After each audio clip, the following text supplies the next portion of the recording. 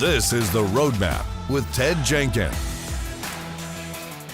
Hey everybody, welcome to The Roadmap exclusively here on ASBN.com. I'm your host, Ted Jenkins, and every single week we bring you some of the brightest and best CEOs and entrepreneurs and business owners, and we often talk to them about how to climb the ladder, how to scale their business, and one day exit stage left. But as of late, a lot of people have asked me, what about a nonprofit? I want to start a nonprofit, a 501c3. How do I do this today? So I have on a good friend of mine and a guest, and he's done amazing things. He's now the CEO of Hillels of Georgia's. I call him Rabbi Larry. He's become a personal friend and a mentor. I thank you for coming on the program today.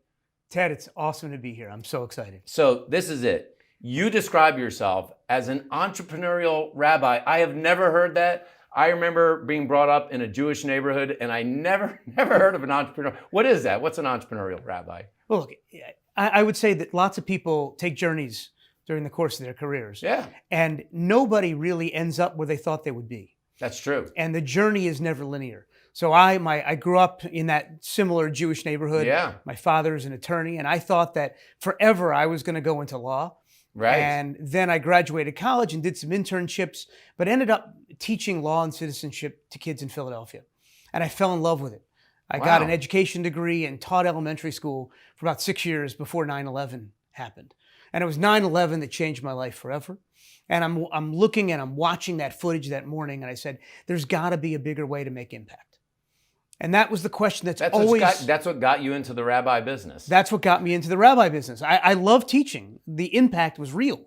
Yeah. And you could see kids looking at you and knowing that even kids who struggled knew that you cared about them. And we all have those teachers who did that for us over the time that we were young and impressionable in those elementary years or even in the middle and high school years. But there's always somebody that comes around to make that difference.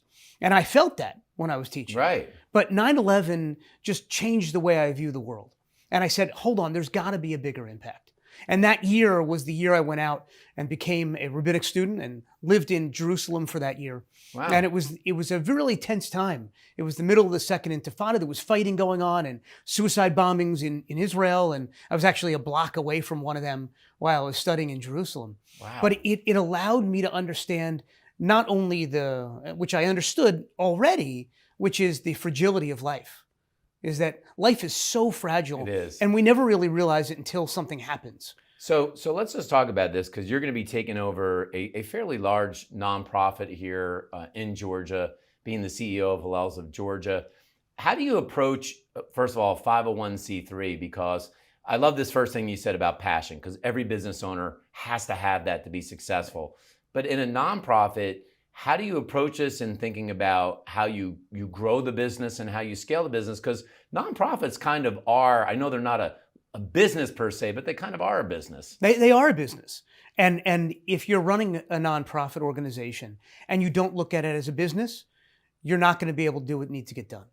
Because a lot of times that if your donor base, if the philanthropist, if those who are supporting your cause don't take it seriously, because you're not taking it seriously, you're not going to be able to support the organization. And that's where the business aspect comes in. You can never, though, however, when you're in a nonprofit, lose your essence of why you're there. Because mission, you have to be laser focused on what your mission is. And too many people lose focus because we're out there and we're altruistic and we want to make a difference in the world, but you got to look at what are you selling? What's your product? And especially in nonprofits, that can be a little blurry.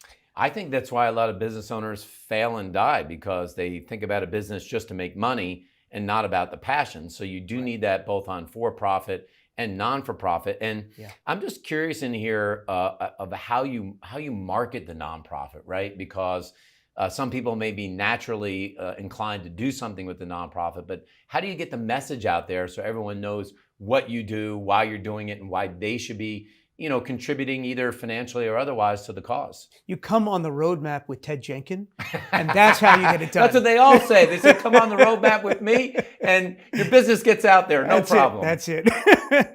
Well, there is actually a grain of truth in that, because nonprofits, as well as business, is all about the relationships that you build. Right. It's every person that you meet. You never know how they're going to come back into it again. and being able to help and support your cause or whatever your vision happens to be. And it's all about the one-on-one relationships and knowing what you're selling and being able to be there present, being your authentic self. And so many business owners fail to be authentic because that's what sells. Right. Your authenticity, you're being real, and what you have to offer somebody, how is that going to impact somebody else? And nothing changes in the P&L. You still have to run I know you don't want to lose money, but there's still a profit and loss that you have to run, and looking at the revenues that are coming in. You still have overhead, you have employees, you may have rent and things like that. So you still have to kind of run it like a business, don't you? Of course. A lot of times businesses will fail because they actually they're not laser focused on that vision and can't sell it. Amazing ideas are out there, but if you can't talk to somebody and say, here's why it's important, Right. and inspire somebody to want to invest, then it's not going to go anywhere. And that's where my next role, which is the CEO of Hillels of Georgia, has an intrinsic message that was, this year it's 100 years old in the United States. And initially supporting Jewish students on college campuses at the University of Illinois, which is where it began.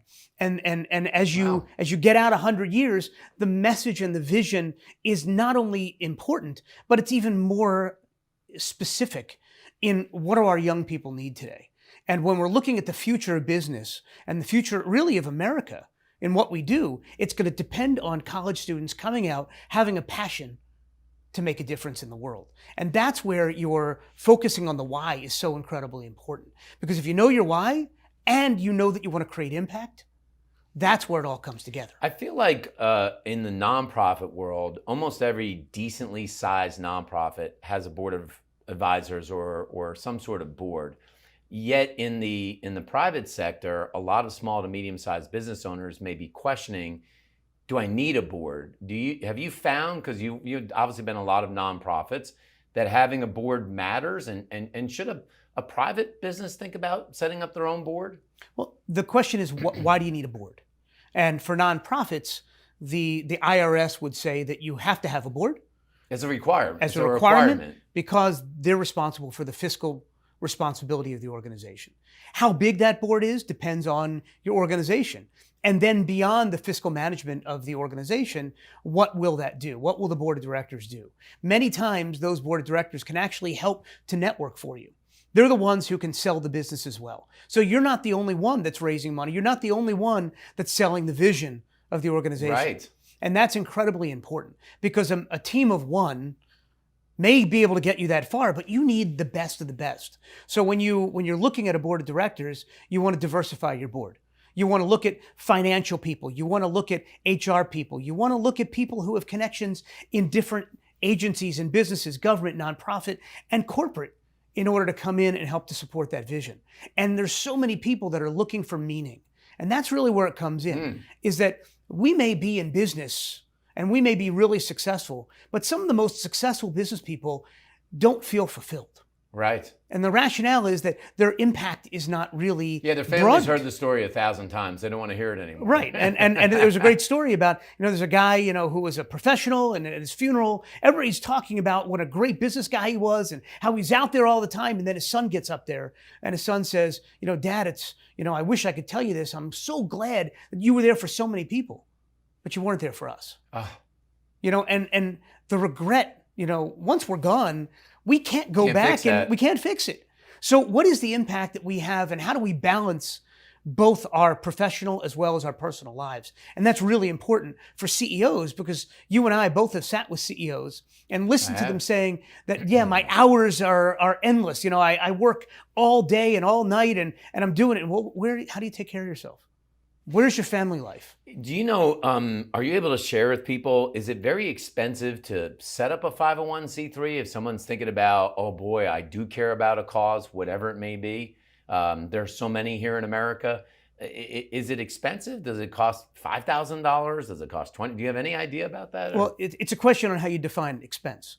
If you want to apply to be a nonprofit in the state of Georgia, it doesn't cost that much money.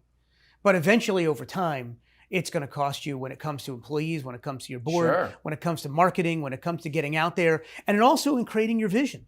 Because you may have a vision, but you may not know how to articulate it. You may not know how to manifest it in the actuality of the world. Because the roadmap is important, right? That's why we're here, right? It's about the You roadmap. said it again. I The love roadmap it. is Plugging my important. show in the show. I love that. The roadmap is important, but the difference is with the roadmap, if you don't know your why, you're going to lose it. Right. And the roadmap may take you a fork that's going to take you to a dead end. How, I mean, you're so inspirational, and I know that you can motivate people with the best of them, but we're in a labor market now where unemployment is at 3.4%. And a lot of people can find jobs. And often in nonprofits, you can't always compete on salary alone. How do you recruit and find employees that want to be in that organization, even though they could maybe earn more pay in the private sector? The first is, and I'm glad you asked the question, because there are so many people that are moving jobs because they know that the market's open. They know that they can move to places because people are looking for good talent. There's a lot of people that are moving out of the corporate world into the nonprofit world. Is that right? Yeah. And the rationale is that you can make a lot of money in the corporate world, but then you're losing your sense of meaning and purpose in life. Yeah. And in a world that is so challenged, we're looking at such unrest globally. We're looking at unrest in our country. We're looking at unrest in people's families. The results of COVID and mental health on people is so serious and so real.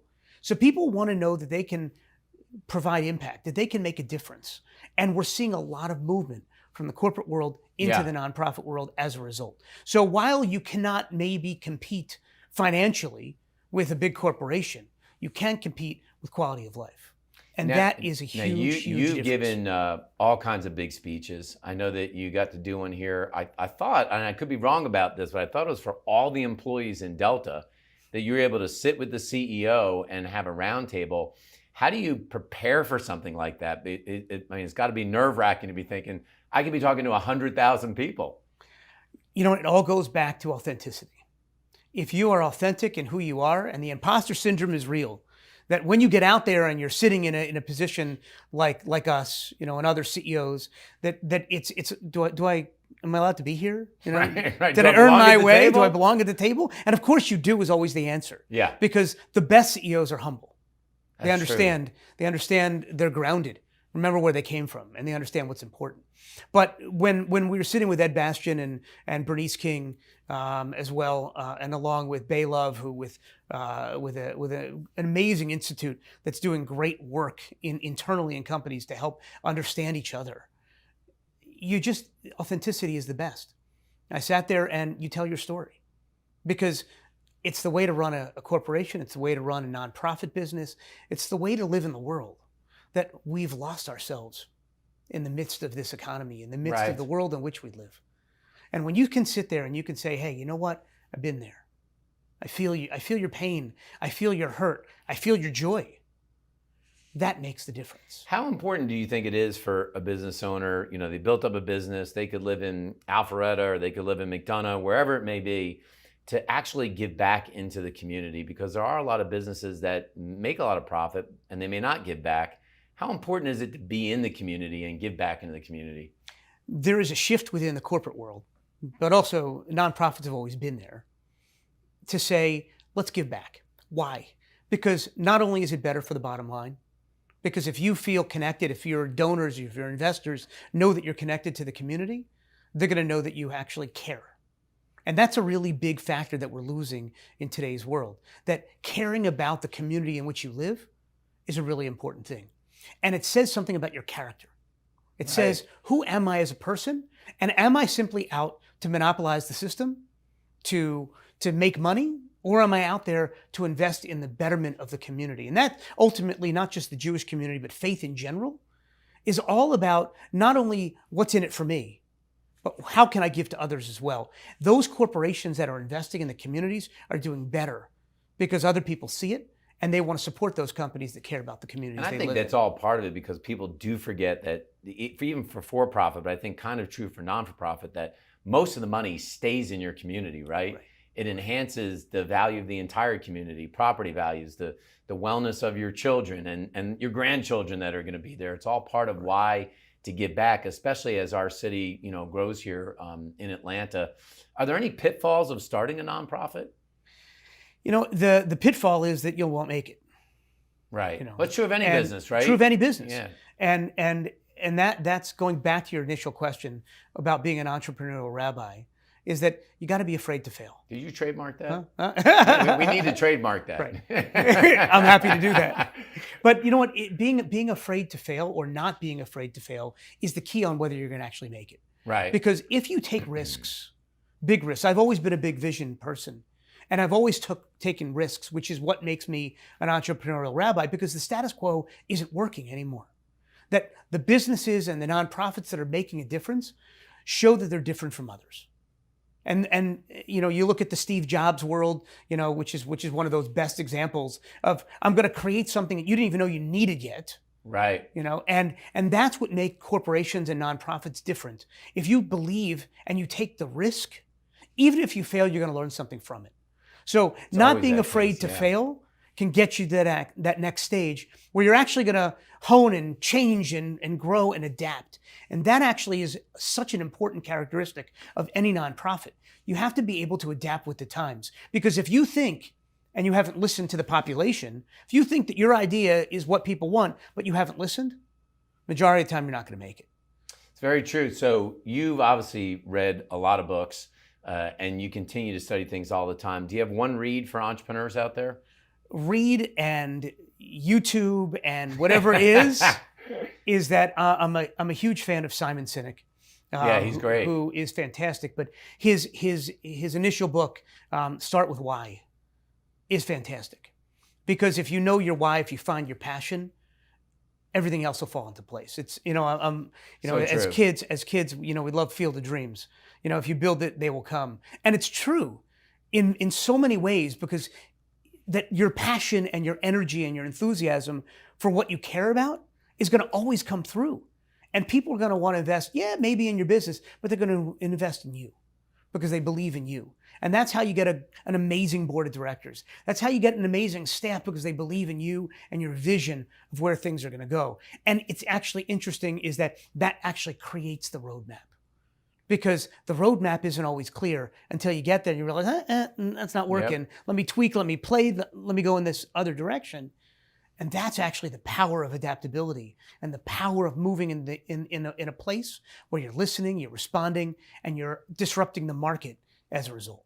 Well, I love this. For people that are watching the program today, how can they learn more about supporting in one way, shape, or form for Hillels of Georgia? Sure. HillelsofGeorgia.org is the website, looking at the statewide organization on making a difference in college students. And it's not just about their Jewish connections, but it's also about giving back. Because when you invest in students, you invest ultimately in community and in the future.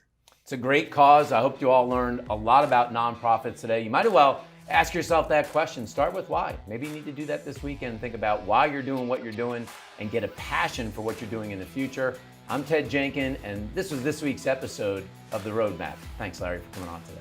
Thanks very much. Thank you. Thanks for watching The Roadmap with Ted Jenkins.